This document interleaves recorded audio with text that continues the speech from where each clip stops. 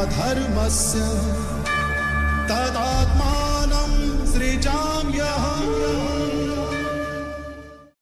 తెలంగాణ ముఖ్యమంత్రి శ్రీ రేవంత్ రెడ్డి గారు తులా లగ్నంలో పుట్టారు.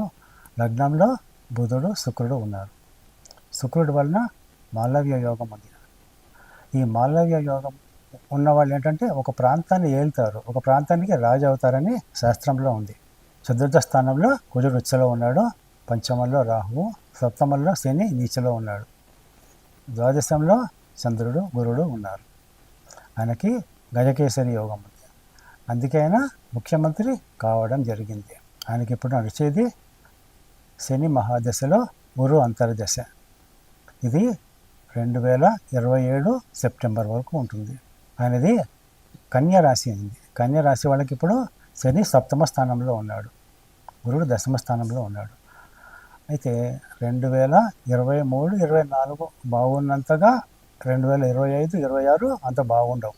కానీ పెద్ద చెడు జరగదు, పెద్ద నష్టం కూడా ఉండదు, సామాన్యంగా ఉంటుంది రేవంత్ రెడ్డి గారికి. అయితే 2027 సెప్టెంబర్ 27వ తారీఖు నుంచి మనకి బుధ మహాదశ వస్తుంది. అది చాలా మంచి కాలం అని చెప్పాలి. ఆ మహాదశ 17 ఏళ్ళు ఉంటుంది. అభ్యుత్థానం అధర్మస్య తదాత్మానం సృజామ్యహం.